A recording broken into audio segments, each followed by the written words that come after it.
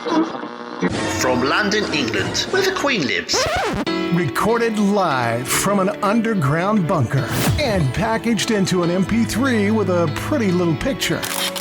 Helping to kickstart your day with the motivation and inspiration you need 365 days a year. This is the Learn, Develop, Live podcast. And this is your host, Chris Jaggs. Welcome to the Learn, Develop, Live podcast. My name is Chris Jaggs from the LearnDevelopLive.com. I'd like to thank you for downloading the episode or streaming it or just being here with me. Did you know that I only record this for you? No, really, I did. The big question for you this week is, how do you motivate yourself? Just how do you keep going, keep working, keep chasing the dream when you're just not feeling it? No matter how motivated you are or inspired or pumped up, yeah! You will at some point just not feel it. And this is perfectly natural. It is a normal feeling. But how do you go about keeping yourselves motivated or just picking ourselves up after a little bit of a dip? Before we dive right in, let's get those short messages out of the way first. If you're enjoying this podcast, why not leave a 5-star review on Apple Podcasts, iTunes, or whatever else allows you? Add in your favourite motivational quote and it will be read out on a future episode.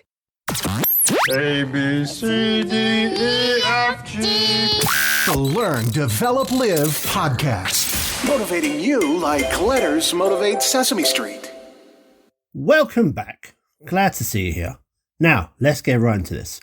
Motivating yourself is one of the main things that sets the high achievers apart, and it's hard. You make goals, but then you procrastinate. You write a to-do list, but then you don't follow through. And this happens again and again and again. Seriously, what is the problem? Why are we so good at thinking what to do, but terrible at actually doing these things and following through?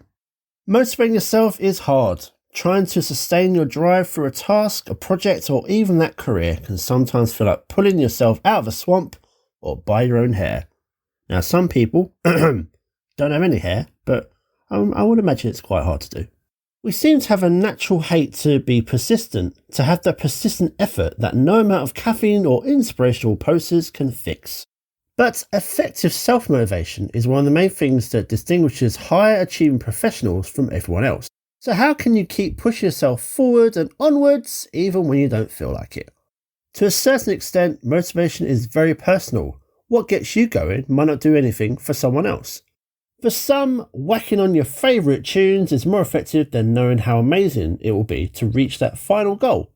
And some individuals do seem to have more stick-to-it determination than others. For some people, you don't have to wait for motivation to get started. If you want to work in a consistent way every day, then sometimes you just have to get yourself going anyway.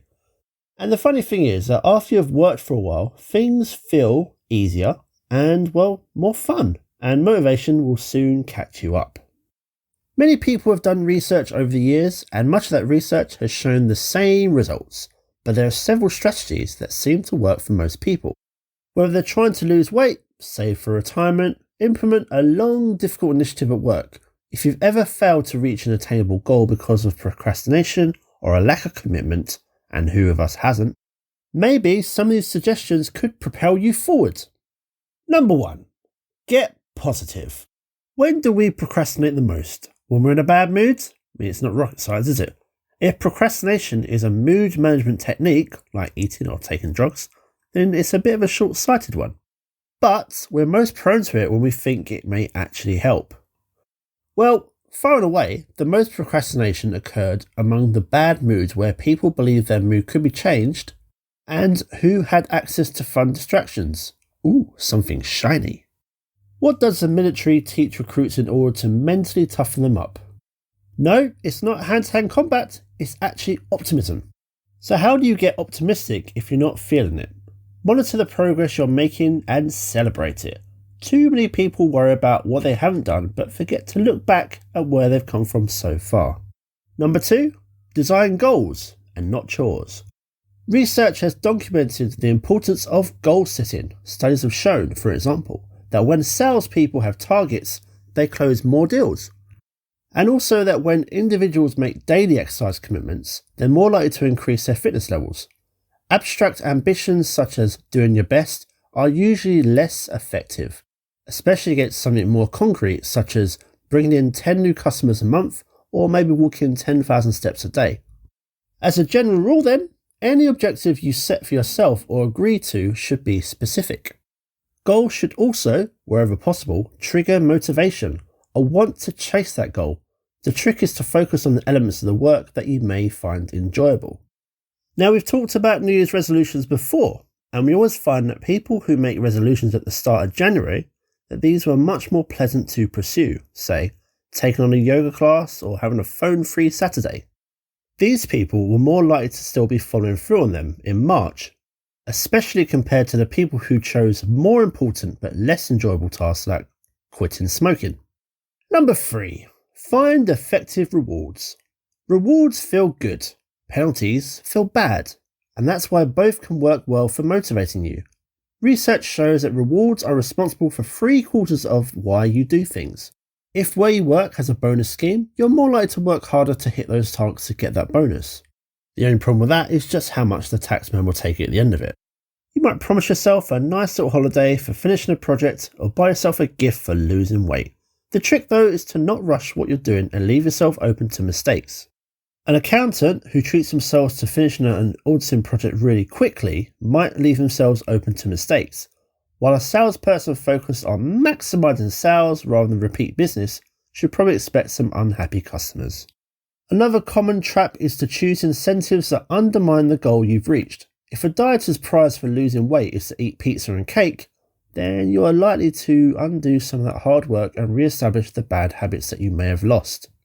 If the reward for extending at work one week is to allow yourself to slack off the next week, then you could diminish the positive impression that you made.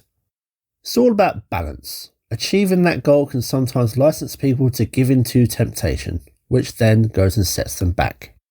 Number 4. Look to sustain the progress. When people are working towards a goal, they typically have a burst of motivation early on and then slump in the middle. And this is where they're most likely to stall out. The hype and excitement of starting something brand new, this big idea begins, and then once you've got into it, maybe you just start to hit a few walls, face some difficulty and get disheartened before finally, for so many people, you quit, you give up, you think you failed because it's too difficult. Fortunately, research has uncovered several ways to fight this pattern. These are known as short middles. If you break your goal up into smaller sub-goals, say weekly instead of quarterly sales targets, then that is less time to go through that slump. And number 5, feed off the influence of others.